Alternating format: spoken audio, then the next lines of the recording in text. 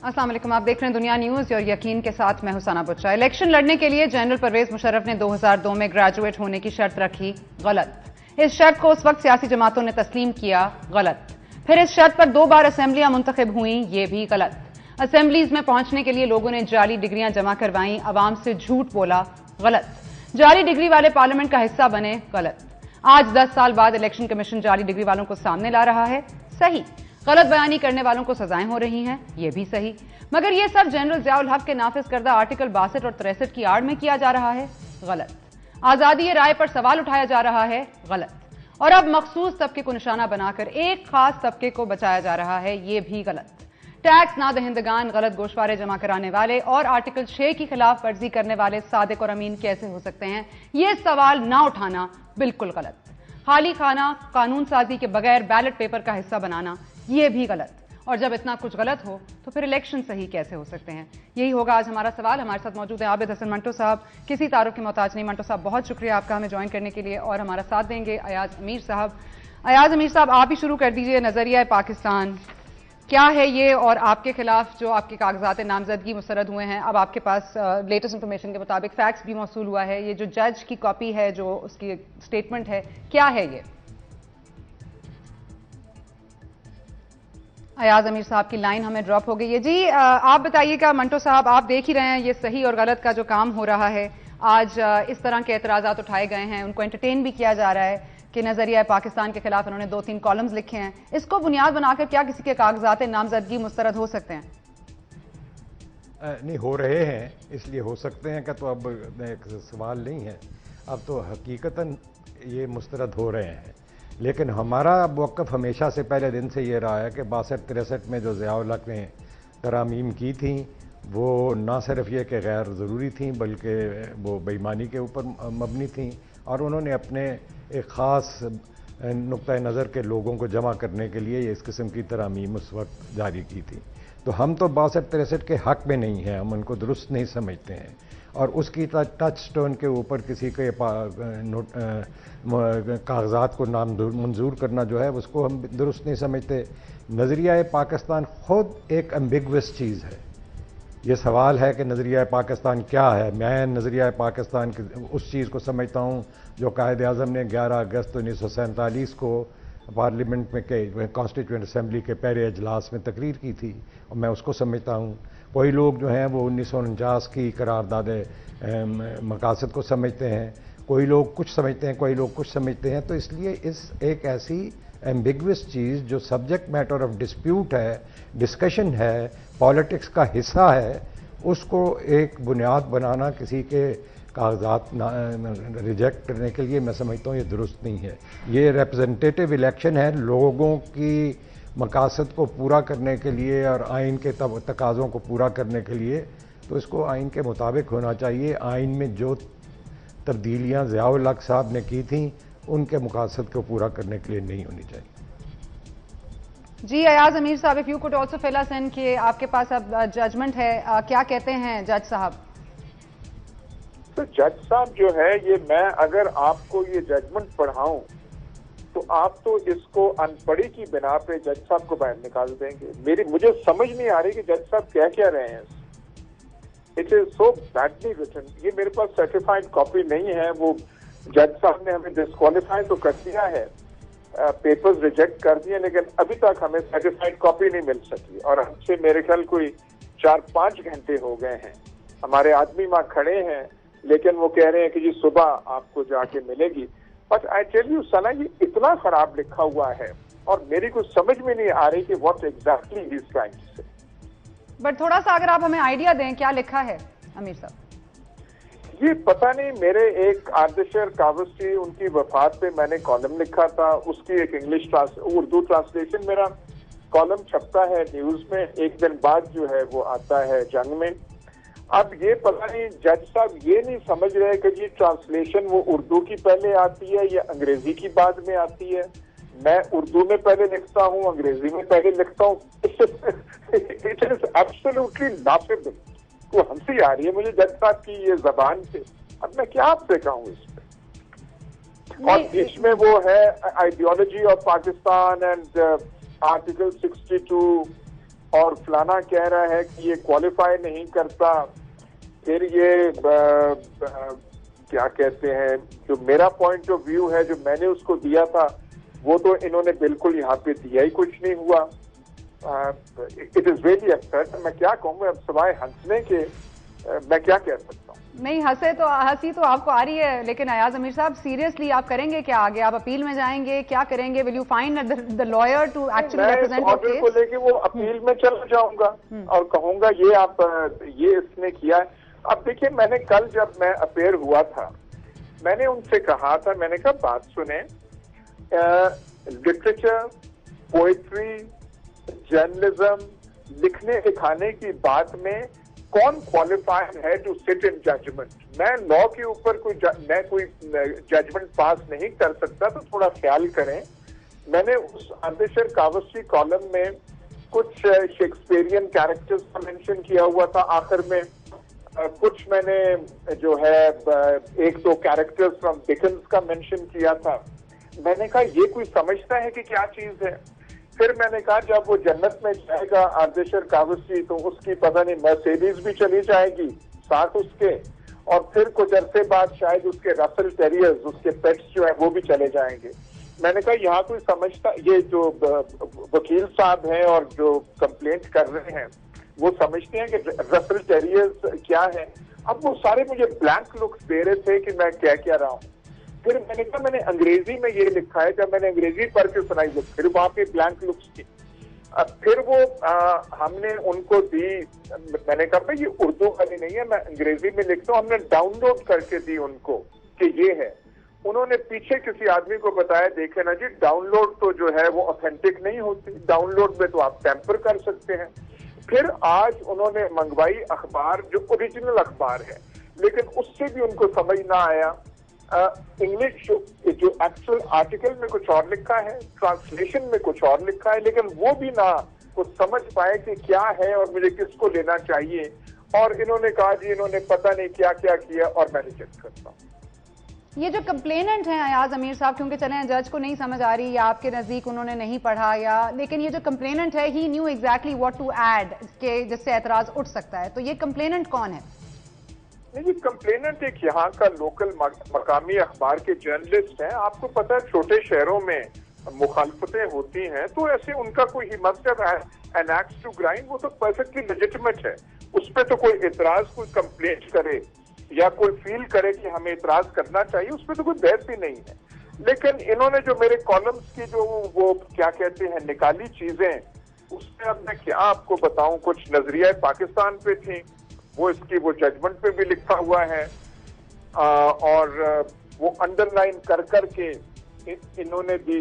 एक मैंने कॉलम कोई ईद के बारे में लिखा था कि जी जब लंबिया छुट्टियां हो जाएं तो बड़ा बोर हो जाता है आदमी, वो भी बीच में उसमें दिया हुआ है। ये क्या कहते हैं, एक कॉलम जिसका अंडरलाइन किया था वो ये है, इसमें यकीनन सेकुलरिज्म का कोई शायबा नहीं है, मगर इस वक्त तक जिना साहिब की उम्र का सूरज, पता नहीं, ये उर्दू ट्रांसलेशन में से है। और इस तरह पर देखिए ना सना, द बेसिक थिंग इज के 65 साल तारीख में पहली दफा एक कैंडिडेट के पेपर रिजेक्ट हो रहे हैं ऑन द बेसिस ऑफ उसने जो कुछ लिखा है। लिखा क्या है, या उसने कोई मेंशन किया है ममनू चीजों के बारे में, या उसने टू नेशन थियरी और आइडियोलॉजी ऑफ पाकिस्तान किया है। तो बुनियादी बात तो ये है। ठीक है जी। आबिद हसन मंटो साहब, अगर ये अपील में जाते हैं अयाज अमीर साहब, तो अगर ये जज की सवाबदीद पर ही है, या आपको लगता है इनके कोई चांसेस होंगे, इनकी कोई सुनवाई होगी, या इस पे अगर अगेन एम्बिग्विटी की बुनियाद पर हम इस चीज को जी? अगर आप मुझे वकील की हैसियत से पूछते हैं तो मेरा ख्याल में इनका रिजेक्ट ही नहीं होना चाहिए था। अपील में जाएं तो इनकी अपील मंजूर होनी चाहिए। लेकिन मैं पाकिस्तान के बारे में कोई हतमी बातें नहीं कह सकता। कौन आदमी है जो अपील सुन रहा है, कौन आदमी है जिसने रिजेक्ट किए हैं, उसकी बैकग्राउंड क्या है, उसकी अपनी अंडरस्टैंडिंग क्या है, चीज़ों को देखता कैसा है, कानून से बाहर उसका समाजी नुक्ता नज़र क्या है, ये बहुत सारी बातें हैं ना जो यहाँ हमारे मुल्क में चलती हैं। प्रेशर्स क्या हैं उसके ऊपर वो ऑपरेट करते हैं। लेकिन मेरे ख्याल में इनकी अपील जो है वो मंजूर हो जाएगी। अच्छा, एक और भी बात बताइएगा आबिद हसन मंटो साहब के, एक उम्मीदवार पर अगर किसी इस तरह का इल्जाम लगा दिया जाता है कि वो अकीदा खत्म नबूवत को नहीं मानता और इस चीज को रिटर्निंग ऑफिसर एंटरटेन करे और एतराजात में शामिल करे, क्या ये ठीक है? नहीं भाई, मेरे ख्याल में तो कोई भी चीज़ जो कि ऐसी है जो किसी आदमी के अपने नुक्ता नज़र, नज़रिए, एतकाद के साथ ताल्लुक़ रखती है, उसको डिस्प्यूट नहीं बनाया जा सकता। पाकिस्तान जो है एक मल्टी कल्चरल, मल्टी रिलीजियस मुल्क है और इसके अंदर हर किस्म के लोग रहते हैं, इसमें मुख्तलिफ फ़िरक़ों के लोग रहते हैं, इसमें मुख्तलिफ मज़ाहब के लोग रहते हैं। तो इसलिए इसके ये बातें जो हैं वो एक रिप्रेजेंटेटिव पार्लियामेंट बनाने के लिए तो ये कंसिडर नहीं की जा सकती। नहीं, लेकिन अगर इनको एंटरटेन किया जा रहा है, इनको रद्द नहीं किया जा रहा, अगर इस तरह के एतराजात कोई उठाता है तो रिटर्निंग ऑफिसर्स का क्या काम है कि इन एतराजात को एंटरटेन करें या रद्द करें? देखिए भाई, जब रिटर्निंग ऑफिसर्स को नई नई जुरिस्डिक्शन हासिल हुई है कि वो आज खुद एंटरटेन करें चीज़ें और सवालात खुद भी उठा सकते हैं और उसको एग्जामिन भी कर सकते हैं, और कोई भी आदमी कुछ कह दे तो उनको इख्तियार, और हर तरफ से बयानात आ रहे हैं, जजमेंट्स आ रही हैं, ओपिनियंस आ रही हैं, इलेक्शन कमीशन कह रहा है, सुप्रीम कोर्ट कह रहा है कि ये सब चीज़ें जो है तथहीर होनी चाहिए, सफाई के साथ काम जारी रखना चाहिए। एक्चुअली जो जजमेंट्स अगर आप सुप्रीम कोर्ट की देखें तो उसमें नज़रिया पाकिस्तान और मजहबी मामलात जो हैं वो तो लिखे ही नहीं हुए, वो तो सारे इस बात के ऊपर है कि कौन टैक्स नहीं देता, कोई पैसे नहीं अदा करता, कौन पैसे खा गया है, इन चीज़ों का को एग्जामिन किया जाए। ये लोग जो हैं अपनी चीज़ें उसके अंदर शामिल करते हैं, तो ये somebody will have to determine this, और किसी न किसी मौके के ऊपर ये चीज़ें खुल के सामने आएंगी और एक लार्जर सोशल पॉलिटिकल डिबेट का हिस्सा भी बनेंगी और अदालतों में भी इसका फैसला होगा। मंटो साहब, ये नजरिया पाकिस्तान याया खान साहब के दौर में सामने आया, आर्टिकल 62 और 63 ज़ियाउल हक साहब के दौर में आया सामने, ये आमिर तो चले गए, ये जो उनकी रूहें हैं भटक रही हैं, हमें भी भटका रही हैं, ये इससे कैसे जान छुड़ा सकते हैं? और देखिए, मैं तो अब कुछ नहीं कहना चाहता क्योंकि हर बात यहाँ पे जो कही जाए उसको उल्टे मायने पहना दिए जाते हैं। देखिए, उस आमिर के जाने के बाद बाकायदा इलेक्टेड गवर्नमेंट्स आई हैं, उनमें से किसी ने ये हिम्मत नहीं की कि इन चीज़ों को निकाला जाए, ठीक है।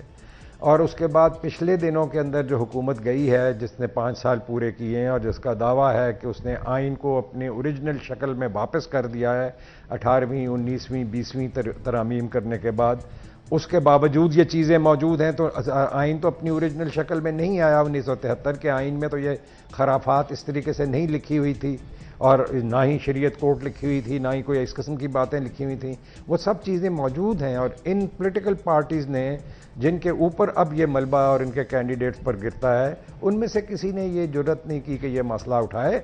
और ये मसला सिर्फ पार्लियामेंट में उठाने का नहीं है। पॉलिटिकल पार्टीज़ जो हैं वो पीपल बेस्ड हैं, लोगों के अंदर उनकी रूट्स होती हैं। वो अपने लोगों को कॉन्शियस करती हैं या नहीं करती, वो उनको ट्रेन करती हैं या नहीं करती, वो उनको आइडियोलॉजिकली किसी एक समत में लेके जाना चाहती हैं या नहीं चाहती, वो पाकिस्तान का क्या बनाना चाहती हैं। ये इन सियासी जमातों का काम है ना भाई, ये किसी डिक्टेटर का काम तो नहीं है। तो ये तो करते नहीं है, तो अब क्या किया जाए। हमारे जैसे जो छोटे छोटे ग्रुप्स हैं पॉलिटिकल जो अपने अपने बातें कहते रहते हैं, उनकी आवाज़ अभी कहीं सुनी नहीं जा रही ना, तो ये इसी तरीके से चलेगा कुछ अरसा। चलें, तारिक फजल चौधरी साहब ने भी हमें ज्वाइन किया है जी, बीएमएल नून के सीनियर रहनुमा भी हैं और ये केस को डिफाई करते हैं। बल्कि आपने तो तारिक फजल चौधरी साहब जाकर कहा कि मुझसे आप कल में सुन लीजिए, मैं याद करके आया हूं, आपसे सुने नहीं, आपको 6 तारीख को दोबारा बुला लिया। मतलब इस चीज को डिस्करेज करने के बजाय आप इनकरेज कर रहे हैं। देखिए, अभी जो गुफ्तगू में सुन रहा हूँ जी, मैं आपके सवाल का जवाब देने से पहले ये कहूंगा कि पाकिस्तान में बहुत सारे इदारे इस वक्त एक एवोल्यूशनरी फेज से गुजर रहे हैं, इर्तिकाई अमल से गुजर रहे हैं और इसमें इलेक्शन कमीशन भी है। अभी जो इख्तियारात या जो हम ये कहेंगे कि आज़ादी अदलिया को हासिल हुई है, मेरा ख्याल है कि उसके समरात पूरे मुल्क में आपको नजर आ रहे हैं। अगर पिछली हुकूमत को अदलिया उसके रास्ते में अगर रुकावट न बनती तो मेरा ख्याल है जो अरबों और खरबों रुपए के डाके कौमी खजाने पर डाले गए हैं, इससे दुगनी नहीं बल्कि तिगनी तादाद में करप्शन होती। आज इलेक्शन कमीशन के हवाले से जो सवाल आपने किया है, इलेक्शन कमीशन भी अब इस वक्त उसी मरहले से गुजर रहा है। पहली दफा पाकिस्तान में एक आजाद, खुद मुख्तार और एक ताकतवर आप ये कहें कि इलेक्शन कमीशन मारूद वजूद में आया है। अब इसमें कई ऐसी चीजें चलने अखबार में खबर आई कि इलेक्शन कमीशन ये कह रहा है कि जितने भी कैंडिडेट्स हैं उन्हें खुद आना पड़ेगा कागजात नामजदगी दाखिल करने के लिए। हालांकि ये लॉ मौजूद नहीं था। अपनी पार्टी की तरफ से मैंने नुमाइंदगी की और मैं जाके सेक्रेटरी साहब से मिला, उन्होंने इस केस को देखा और अगले दिन उन्होंने अखबार में तरदीद दे दी। तो ये चीजें आपके सामने आ रही हैं। अब इसी तरह ये जो वाकयात पूरे पाकिस्तान में मुख्तलिफ रिटर्निंग ऑफिसर्स ने कैंडिडेट से जो सवाल किए, उनकी ज़ाती जिंदगी के बारे में, उनकी बीवियां कितनी है, वो किसके साथ रह रहे हैं, ये सिवाय मजाक के मैं नहीं समझता कि इनकी कोई सेंसिटी है या इनकी कोई जरूरत है। इसी तरह आज जो मैंने रिटर्निंग ऑफिसर को कहा, मैं उसी जुमले में कहा, मैंने कहा जी मैं तो बिल्कुल अल्हम्दुलिल्लाह कलमे भी याद है, दुआ कुनूत भी याद है, ज़हनी तौर पे तैयार हो गया है, आपने कोई सवाल हमसे नहीं किया, कोई सूरतें नहीं सुनी। तो ये एक मतलब ये एक बात बताने वाली थी, एक पॉइंट रिकॉर्ड करवाने वाला था कि लोगों को जिस चीज में दिलचस्पी है हमारे मामलात में, या उन लोगों के जो इलेक्शन लड़ रहे हैं अगर उनके मामलात में दिलचस्पी है तो इस चीज में है कि डॉक्टर तारिक ने जब 2002 में पहली दफा इलेक्शन लड़ा और 2008 में जब MNA बना तो उस वक्त उसके एहसासात की तफसील क्या थी और आज क्या है, उनमें कमी वाक़या हुई है या ज्यादती हो रही है, अगर वो एहसास बढ़ रहे हैं तो रिसोर्सेज क्या है। इसी तरह मेरे टैक्स रिटर्न्स में अवाम को दिलचस्पी है, इसी तरह मैंने जो तरक्याती काम करवाए हैं नहीं करवाए उनमें अवाम को दिलचस्पी है, मेरा कॉन्डक्ट क्या रहा, मैं 5 सालों में किसी करप्शन में मुलविस रहा नहीं रहा, इसमें अवाम को दिलचस्पी है। यानी आपके 20 बच्चों में, आप इन चीजों में मेरा नहीं ख्याल अवाम को कोई दिलचस्पी हो सकती है। आपके जो एक सियासी किरदार होता है, एक शख्स अपने हल्के की और अपने मुल्क की कितनी खिदमत कर रहा है बहैसियत पार्लियामेंटेरियन, या उसने कितना डिलीवर किया है, ये वो चीजें हैं जो डिटरमिन करती हैं इस बात को कि अगली दफा जब आप इलेक्शन में जाएंगे तो लोग आपको वोट देंगे नहीं देंगे। फिर आपकी जमात का नजरिया ऑफ कोर्स वो भी बड़ा इंपॉर्टेंट है, आपकी जमात की दोस्ती भी बड़ी इंपॉर्टेंट है। तो इसमें मैं ये कहूंगा सना कि कुछ चीजें ऐसी हैं जो ओवर डूइंग हुई है, तो हमने जरा एक लतीफ अंदाज से उसकी निशानदेही की है और मेरा ख्याल है कि ये बेहतर होगा, इसमें हमें कोई परेशान होने की जरूरत नहीं है। अगर ऐसे सवाल हजारों कैंडिडेट थे, उनमें से अगर चंद से इस तरह के कोई सवाल पूछे गए हैं तो मेरा ख्याल है कि it is part of the game, इसमें कोई परेशानी वाली बात नहीं है। मंटो साहब, परेशानी वाली बात है या नहीं है? क्योंकि अगर ताकतवर इलेक्शन कमीशन है और अगर एवोल्यूशन से गुजर रही है, ये सारे मामला ठीक हैं, लेकिन अगर वो ह्यूमिलिएट करती है किसी को या इस तरह के जातियात में जाती है, एक डेकोरम से बाहर स्टेप करती है, तो ये किसकी जिम्मेदारी है और ये फिर who will bear the onus of that? ये बिल्कुल हाँ, इलेक्शन कमीशन की जिम्मेदारी है कि ये सवालात जो उठ रहे हैं और जो जिस तरीके से वो रिटर्निंग ऑफिसर्स बिहेव कर रहे हैं उसका नोटिस ले। और मुझे नहीं पता कि फ़खरुद्दीन इब्राहिम, जिनको मैं जानता हूँ, दुनिया जानती है, वो तो इस तरीके के आदमी नहीं है, तो उसको ही मस्ट असर्ट हिमसेल्फ और ये चीज़ें जो हैं इनको रोकना चाहिए।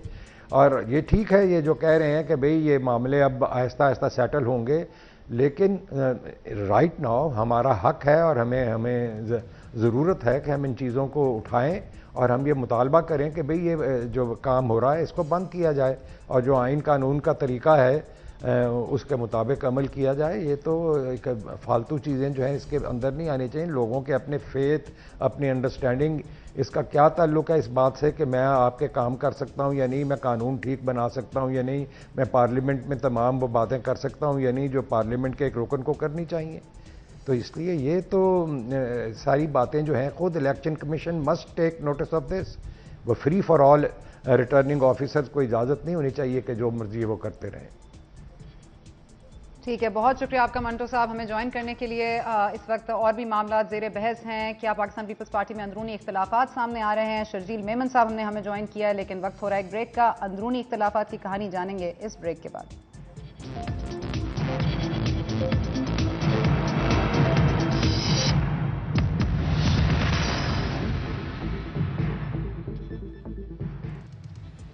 एंड वेलकम बैक टू यकीन। हमारे साथ इस वक्त मौजूद हैं शर्जील मेमन साहब और हमारे साथ मौजूद हैं तारिक फजल चौधरी साहब ऑन द फोन लाइन, और हमें ज्वाइन किया अहमद यार हिराज साहब ने, रहनुमा है काफ लीग के। सबसे पहले शर्जील साहब आप ही से शुरू कर लेते हैं, क्योंकि कल रात को ये खबरें काफ़ी गर्म रहीं कि नौडेरों में फिर एक बार इख्तलाफात सामने आ रहे हैं। बिलावल भुट्टो जरदारी साहब भी नाराज़ हैं, खुर्शीद शाह साहब का भी जिक्र आया, आज उनको कराची में समन किया गया। अंदर की बात क्या है?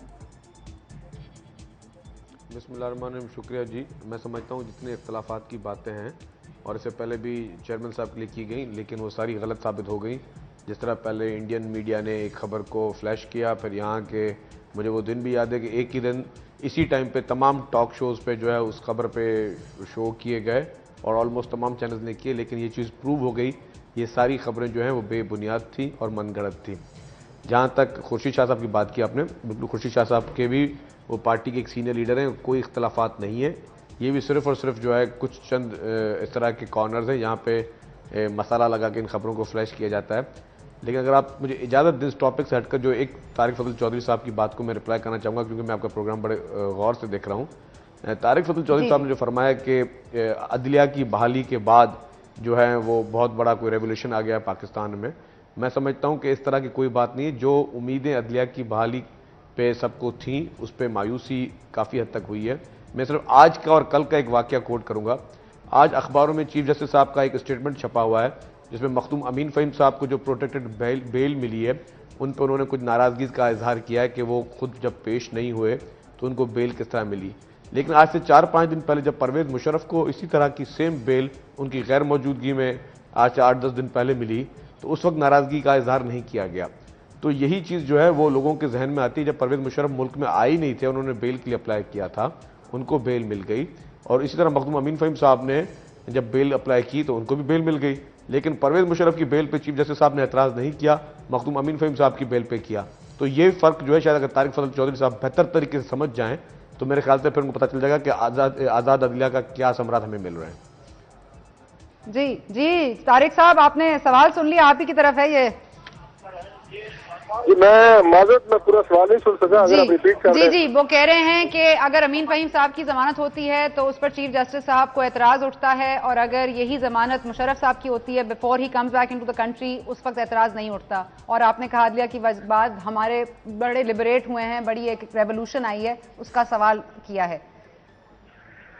देखिए, शर्जील साहब मेंबर प्रोविंशियल असेंबली रहे हैं, मैं मेंबर नेशनल असेंबली रहा हूँ, और हमारी बहुत सारे प्रोग्राम्स में इकट्ठे हम पार्टिसिपेट करते रहे हैं। और इनके साथ इनके और भी बहुत सारे, जिस तरह ये बड़े प्रोएक्टिव हैं और बड़े माशाल्लाह वेल स्पोकन है अपनी पार्टी के। मैंने ये देखा है कि हमेशा अदलिया के साथ पाकिस्तान पीपल्स पार्टी की एक महाजराई की कैफियत नजर आई है।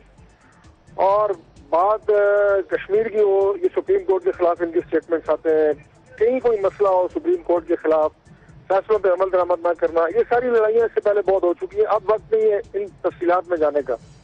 मैं सिर्फ ये गुजारिश कर रहा हूँ जी कि अगर कोई शख्स करप्शन करता है, अगर किसी शख्स पे एलिगेशन है, तो जितने भी दुनिया के महज़्ज़ब ममालिक हैं उनमें एक रिवायत है, और वो रिवायत ये है कि आप इल्जाम साबित होने से पहले इस्तीफा देते हैं। ये जो मनसब होते हैं, ये जो जिम्मेदारियां होती हैं, आप MNA हैं, आप मिनिस्टर हैं, इन पे एलिगेशन वो तरीका नहीं होता जो पाकिस्तान में है। अब अमीन फ़हीम साहब बहुत काबिल एहतराम है, मैं ये डी में उनके साथ बड़ा काम करता रहा हूँ, लेकिन अगर कोई एलिगेशन उनके खिलाफ है तो बजाय इसके कि उस पर कोई पार्टी को या उस लीडरशिप को खुद कोई शर्मिंदगी हो या उसको उसकी सफाई पेश करने की कोशिश की जाए, या कोई ऐसे एविडेंस दिए जाए कि मैं इसमें मुलविस नहीं हूँ, उल्टा आप अदालत को गालियां देना शुरू कर देते हैं, आप जजों को मुतनाज़ा बना देते हैं। और ये कभी नहीं होता, सना ऐसा कभी नहीं हुआ कि एक चोर अगर किसी चोरी में पकड़ा जाए, मैं ये चोर का लफ्ज अमीर फ़हीम साहब के इस्तेमाल नहीं कर रहा, मिसाल दे रहा हूँ, एक चोर चोरी में पकड़ा जाए, वो कहे कि दूसरे मोहल्ले में जो चोर है वो बचा हुआ है, वो कहे नहीं मुझे नहीं, 7वें मोहल्ले के चोर को पकड़ो और उसके बाद मुझे पकड़ो। ये कौन सी दलीलें हैं कि फलां की जमानत है फलां की नहीं? आप अपनी बात करें। परवेज मुशर्रफ का मामला बिल्कुल मुख्तलिफ है। हमारी पार्टी ने ये कहा है कि जो आइन की उन्होंने धज्जियां उड़ाई हैं, हमारे पास इख्तियार आएगा, इंशाल्लाह आपको पता लगेगा हम उनके खिलाफ क्या कार्रवाई करते हैं, और वो भी आइन के तहत होगी, जाती इख्तिलाफ आपको नजर नहीं आएगा। तो ये अगर मखदूम अमीन फ़हीम साहब की जमानत का मामला है, मैं समझता हूँ कि टोटली डिफरेंट है। इसमें इनको बजाय जजों को हदफ तनकीद बनाने के और अदलिया पे उंगलियां उठाने के, इन्हें अपने गिरबान में झांकना चाहिए और उन्हें वो एविडेंस तलाश करने चाहिए। अगर वो बेगुनाह है और अगर उन्हें गलत मुलव्वस किया गया है और अगर सही मुलव्वस किया गया है, और ये एलिगेशन सिर्फ अमीन फ़हीम साहब पे नहीं है, मैं माजरत से ये कहूंगा कि इनकी काबीना के अक्सरीती जो वजीर हैं उनके ऊपर ये एलिगेशन रहे हैं। नहीं चौधरी साहब एक सेकंड, चौधरी साहब एक सेकंड, आपने कहा जब आप इक़्तिदार में आएंगे तो फिर आप देखेंगे, हम देखेंगे कि आप क्या करते हैं जिन्होंने आइन की धज्जियां उड़ाई। लेकिन मैं जानना चाहती हूँ कि मेमो गेट के मामले पर तो आप लोग इक़्तिदार में नहीं थे, लेकिन आप फिर भी कोर्ट गए। अब ये धज्जियां उड़ाने वाले मुल्क में वापस आ गए हैं, अपने नॉमिनेशन पेपर्स फाइल कर रहे हैं, आप इंतजार कर रहे हैं इक़्तिदार में आने का, फिर जाएंगे कोर्ट? नहीं देखिए, ये अभी जो इस वक्त मामला है ये मुख्तलिफ है। अभी कैसे मुख्तलिफ है? कैसे मुख्तलिफ है? देखिए बात ये है, सना साहिबा, मेरे सवाल में जवाब नहीं आप नहीं लिख के तारिक साहब से जी जी नहीं मैं बता रहा हूँ, मैं जरा चूंकि फोन लाइन पे हूँ, आपकी आवाज भी थोड़ी सी क्लियर नहीं आ रही। देखिए दो मामले हैं, एक तो ये को यहाँ पे आए हैं इस वक्त वो बुरी जमानत पे है, let the law take its own course. अभी आइन और कानून जो मुरवजा पाकिस्तान के अंदर इस वक्त है उनके तहत उनका ट्रायल शुरू है। जो अदालत में वो गए हैं उनके साथ जो सलूक हुआ है उससे आपने वो पल्स भी देख ली है, जो पाकिस्तान की आवाम में उनके लिए जो पजीराई है वो भी आपने देख ली है। मैं तो जाती तौर पर कन्विंस हूँ कि सिवाय तहजीब के और सिवाय मजाक बनने के उन्होंने पाकिस्तान में आके इससे ज्यादा उनको कोई किरदार नहीं है, ना पाकिस्तान की सियासत में है, ना पाकिस्तान की किसी, मैं समझता हूँ कोई हॉरिजन पे उन्होंने तब्दीली लेके नहीं है, बिल्कुल भी नहीं।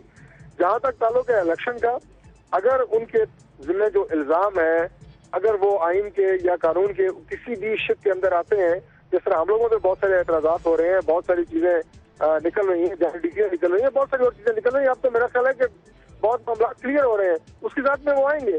लेकिन जहां तक आर्टिकल 6 का ताल्लुक है, वो इलेक्शन कमीशन या वो स्क्रूटनी या वो आपके जो कागजात नामजदगी हैं उसके तहत तो उन पर नहीं मुकदमा चलाया जा सकता ना, आर्टिकल 6 के तहत। मैं उसकी बात कर रहा हूँ कि उसके लिए फेडरल गवर्नमेंट का होना जरूरी है और वो इंशाल्लाह वक्त पे होगा। बार बार हम ये बात कह रहे हैं कि उनकी जात से पाकिस्तान मुस्लिम लीग नून को कोई जाती दावत नहीं है। हमारे खिलाफ जो भी उन्होंने किया हम उसे भूल चुके हैं, लेकिन जो आइन का उन्होंने हुलिया बिगाड़ा है वो ना हम भूले हैं ना पाकिस्तान की आवाम भूली है। वो इंशाल्लाह ताला आपको जवाब उसका नजर आएगा। ठीक है, आवाम नहीं भूली और आप भी नहीं भूले। ठीक है जी, हिराज साहब जी एक सेकंड में हिराज साहब से जरा आप बोलें, शर्जील साहब बोलें जी। देखिए मेरा सवाल ना ही शायद आप समझ सकें ना ही शायद वो समझ सके, मैं दोबारा अपनी बात रिपीट कर रहा हूं। पिछले 10 दिनों में पाकिस्तान में 2 बड़ी और एक ही कोर्ट से प्रोटेक्टेड बेल्स हुई हैं, दोनों कराची से हुई हैं। एक हुई है परवेज मुशर्रफ साहब की, एक हुई है मखदूम अमीन फहीम साहब की। लेकिन आज जो चीफ जस्टिस साहब का स्टेटमेंट छपा है वो उन्होंने मखदूम अमीन फहीम साहब की बेल पर एतराज किया है और उन्होंने कहा है कि कोर्ट्स को भी इस तरह बेल्स नहीं देनी चाहिए, एक शख्स पेश नहीं हुआ तो बेल किस तरह दी। लेकिन 10 दिन पहले जब परवेज मुशर्रफ को बेल मिली उस वक्त चीफ जस्टिस साहब खामोश क्यों थे? तारिक फजल चौधरी साहब पूरी बात को जवाब या देना नहीं चाह रहे थे या सुने नहीं सके वो, तो मैं दोबारा उनकी नजर में ये चीज पेश कर रहा हूं। और दूसरी बात, उन्होंने करप्शन की एलिगेशन की तो करप्शन के एलिगेशन इनकी लीडरशिप पे अभी भी केसेस बाकी हैं। तो अगर ये इखलाकी जुर्रत की बात करें तो इखलाकी जुर्रत पे फिर तो उनके लीडर उनको इलेक्शन लड़नी नहीं चाहिए, पहले वो केसेस वो अपने क्लियर करवाएं और वो केसेस पे इन लोगों ने खुद स्टे लिया हुआ है। तो सिर्फ एलिगेशन पे किसी को आप करप्ट डिक्लेयर नहीं कर सकते जब तक कोर्ट उसको जो है फैसला ना दे सके। ठीक है, फजल चौधरी साहब आप जवाब देना चाहेंगे क्योंकि मैंने फिर हिराज साहब के पास सवाल पूछना है। जी मैं बिल्कुल जवाब दूंगा जी, और मैं मालूम भी चाहता हूँ क्योंकि आप अपने इलेक्शन में अगर कंपेन में है, अगर आपको कोई आवाजें बीच में आए तो जरा मुझे माफ कीजिएगा।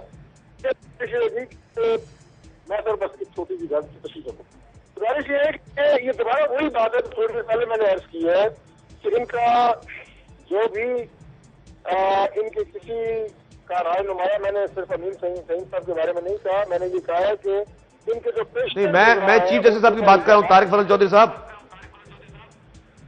चीफ जस्टिस साहब ने 2 बेलों में एक पे एतराज उठाया, एक पे नहीं उठाया। मेरा सवाल यह है, मैं अर्ज कर रहा हूं कि देखें शर्जील भाई, बात यह है कि मैं कुछ और पर्सपेक्टिव में बात कर रहा हूं। मैं ये कह रहा हूं कि जब आपके किसी वजीर पे किसी और शख्सियत पे इल्जाम आता है, उस इल्जाम पे या उसकी तय में या उसकी हकीकत में जाने की बजाय आप दूसरों पे इल्जाम लगा के अपनी जान छुड़ाने की कोशिश करते हैं। अभी भी आप यही कह रहे हैं। मैं बात उन्होंने बेल लिए, उन्होंने तो कानूनी बेल लिए जी। अच्छा चले, नहीं है ना जवाब फजल चौधरी साहब का जवाब नहीं है। ठीक है, हिराज साहब की बात भी सुनते हैं। हिराज साहब, ये इलेक्शन कमीशन के मामला आपके सामने हैं, जारी डिग्रीज के ऊपर वार हो रहा है और आपके सियासतदान भी यहाँ से खत्म होते जा रहे हैं। आज उल्फत साहिबा का भी डिग्री जाली करार दे दी गई और फैसल सारे हयात साहब के भी नॉमिनेशन पेपर्स को डिस्क्रेडिट कर दिया गया है। क्या होगा? देखें जी, आइन और कानून के तहत जो इलेक्शन कमीशन अपने इख्तियारात इस्तेमाल कर रहा है उस पर तो कोई एतराज़ किया नहीं जा सकता, क्योंकि अगर ये इस वक्त लॉ थी कि BA की डिग्री होगी तो आप क्वालिफाई करेंगे to take part in the elections. तो BA जिनके पास नहीं थी उनको उस वक्त इलेक्शंस नहीं लड़ना चाहिए थे।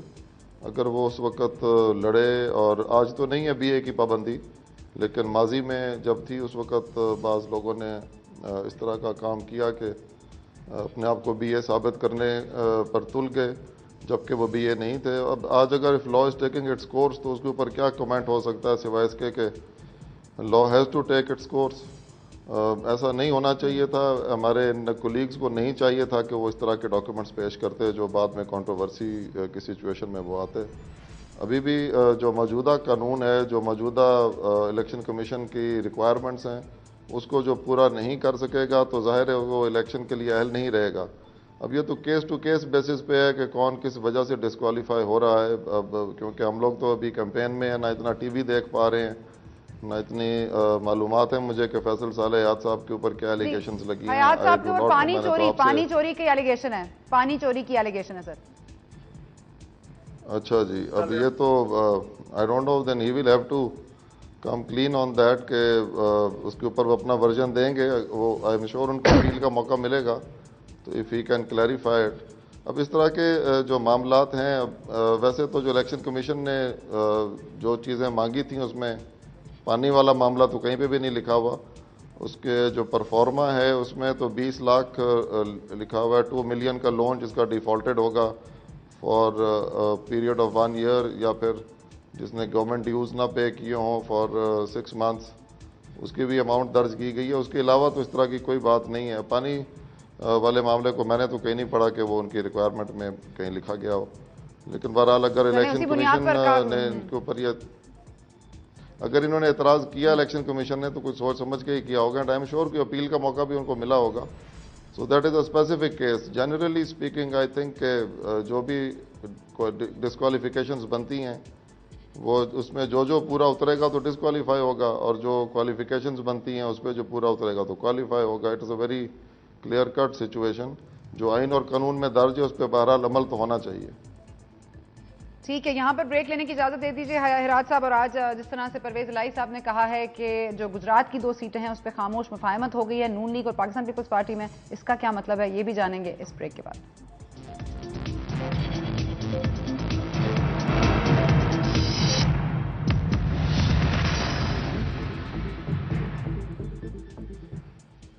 एंड वेलकम बैक टू यकीन। हमारे साथ मौजूद हैं हिराज साहब और हमारे साथ मौजूद हैं शर्जील मेमन साहब। हिराज साहब, क्योंकि आज परवेज इलाही साहब का ये बयान सामने आया कि जो NA 204 और 205 है, जो गुजरात की सीट है, उस पर नून लीग और पीपल्स पार्टी मद्दे मुकाबिल होगी काफ लीग के, इससे क्या मुराद है? सॉरी 104 देखें जी, इन सीटों पे जी जी जी सॉरी मैंने कहा 204 बोल दिया था, 104 105। जी हाँ, ये गुजरात की सीट्स हैं जी। इनमें जहाँ तक मेरे इल्म में है कि नून लीग के कैंडिडेट्स यहाँ पे हिस्सा नहीं ले रहे गालिबन। इस वजह से ये तासुर बाज़ लोगों ने क्रिएट किया होगा इस तरह का। लेकिन पीपल्स पार्टी और पाकिस्तान मुस्लिम लीग में हमारे दोनों पार्टीज़ के दरमियान में ये एक एक्सरसाइज चलती रही कई माह से, जिसमें हमने एक दूसरे के साथ सीट एडजस्टमेंट्स के लिए फार्मूला बनाया, और उस फार्मूले के तहत हमने अपने आपस में बैठकर मशावरत के साथ ये फैसले किए कि हम एक दूसरे के मुकाबले में इलेक्शन नहीं लड़ेंगे। एंड बाय एंड लार्ज बड़ा अमिकेबली सारा मामला तय हो गया था। गुजरात के मामले में चूँकि चौधरी साहब खुद यहाँ से हिस्सा ले रहे हैं इलेक्शन में, तो बाज़ मामले ऐसे हैं जिसका जवाब वो खुद ही दें तो ज़्यादा मुनासिब होगा। अब इस क्वेश्चन पे जो आप स्पेसिफिकली पूछ रही हैं, मेरी उनसे कोई डिस्कशन नहीं हुई है, so I would rather not comment on it more than this. अभी हर चीज स्मूथ है इस वक्त तक। आपका जो इलेक्शन इत्तेहाद है, इस वक्त जो सीट एडजस्टमेंट का फॉर्मूला है जो भी तय हुआ था, अब तक ये स्मूथ रनिंग है? क्योंकि पिछले दिनों भी ये खबरें आ रही थी कि मामलात कुछ बिगड़ रहे हैं, कि हमने जहां से खड़ा करना था वहां से पेपर्स क्यों नामजदगी फाइल किए गए। ऐसा कोई मामला है या अभी सब कुछ स्मूथ है? जी, बाज़ जगह पे पीपल्स पार्टी के जो यहाँ पे ओहदेदारान वगैरह हैं, उन लोगों ने पेपर्स जमा करवाए हैं, और जब उनसे गुफ्तगू हुई है तो उनका जवाब है कि जी हम अपनी लीडरशिप से डिस्कशन के बाद अपना डिसीजन आपको बताएंगे। सो जनरली तो मैं इसके ऊपर ये कमेंट नहीं करूँगा कि कहीं उनके हायर अप जो हैं उनके इशारे पे ये हुआ है, लेकिन लोकली ये प्रॉब्लम्स तो देखने में आ रही हैं कि बाज़ जगह पे पार्टी के जो लोकल लीडर्स हैं उन्होंने पेपर्स जमा करवा दिए हैं कि जी we will discuss and then we will take the final decision. अब इसमें जिस वक्त विदड्रॉल ऑफ पेपर्स का मरहला आएगा तो उस वक्त ही ये बात क्लियर हो सकती है।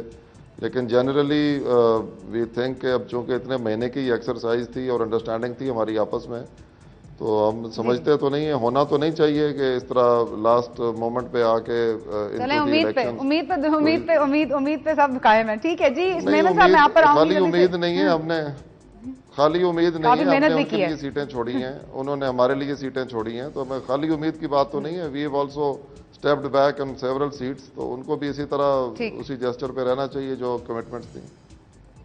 ओके मेमन साहब, ये सीटें वो छोड़ी हैं, कुछ आपने छोड़ी हैं, कुछ सीटें लगता है आपकी इलेक्शन कमीशन की स्क्रूटनी में छूट जाएंगी, क्योंकि बहुत सारे लोगों की डिग्रीज इस वक्त तक इनकी तस्दीक नहीं हुई है, क्या होगा? देखिए, डिग्रीज पर कोई भी ये सपोर्ट नहीं करता कि जिसकी जाली डिग्री हो उसको इलेक्शन लड़ने की इजाज़त दी जाए। लेकिन मैं एक चीज़ का ज़रूर तस्करा करना चाहूँगा सना साहबा, कि जिस तरह सजाएं दी जा रही है मेरे ख्याल से ये थोड़ी ज़्यादती है। क्योंकि किसी भी पॉलिटिकल वर्कर या पॉलिटिकल जो पॉलिटिक्स में हिस्सा लेता है, जो पार्लियामेंटेरियन रह चुका है, उसके लिए ये बहुत बड़ी सज़ा है कि उसको डिस्क्वालीफाई कर दिया जाए। लेकिन उसको 3-3 साल सज़ा, आज जैसे जमशेद दस्ती साहब को सुना है मैंने, हालांकि जमशेद दस्ती साहब हमारी पार्टी छोड़ चुके हैं, लेकिन मुझे बहुत अफसोस हुआ उस समय जितने भी पार्लियामेंटेरियंस को जेल भेजा जा रहा है मेरे ख्याल से, कि फेक डिग्री पे जेल भेजना ये थोड़ी ज्यादती है। अगर किसी को डिस्क्वालीफाई आप कर रहे हैं, ये मेरे ख्याल से इससे बड़ी सज़ा और उसको क्या हो सकती है। लेकिन इस चीज़ में थोड़ा देखना चाहिए। लेकिन जहाँ तक आपने बात की, हर जगह पे हमारे कवरिंग कैंडिडेट्स हैं और कहीं पे भी मैदान हम खाली नहीं छोड़ेंगे, और इंशाल्लाह ताला इन इलेक्शन में आप देखेंगे कि बहुत बड़ी अक्सरियत के साथ पाकिस्तान पीपल्स पार्टी सामने आएगी। जो फ्लूक जितना भी मीडिया ट्रायल पिछले 5 साल में पीपल्स पार्टी का हुआ है, और जितनी भी पीपल्स पार्टी की लीडरान की कैरेक्टर असैसिनेशन की गई है, इन सारी चीज़ों के बावजूद पाकिस्तान पीपल्स पार्टी एक बहुत बड़ी तादाद में जो है और बड़ी अक्सरियत के साथ जो है सामने आएगी। ठीक है, बहुत शुक्रिया मेमन साहब आपका। हेरात साहब आपका भी बहुत शुक्रिया। यहाँ पर हमारे प्रोग्राम का वक्त खत्म हो रहा है, लेकिन जाते जाते सिर्फ यही कहेंगे कि यकीन से जो गलत हो रहा है उसको सही करने की जरूरत है, लेकिन इस सही करने के अमल से जिस तरह से हम गुजर रहे हैं और उसमें कितना कुछ गलत हो रहा है उस पर भी स्क्रूटनी करने की जरूरत पेश आ सकती है। यहाँ पे हमें इजाजत दीजिए, हम आपसे मुलाकात होगी अब अगले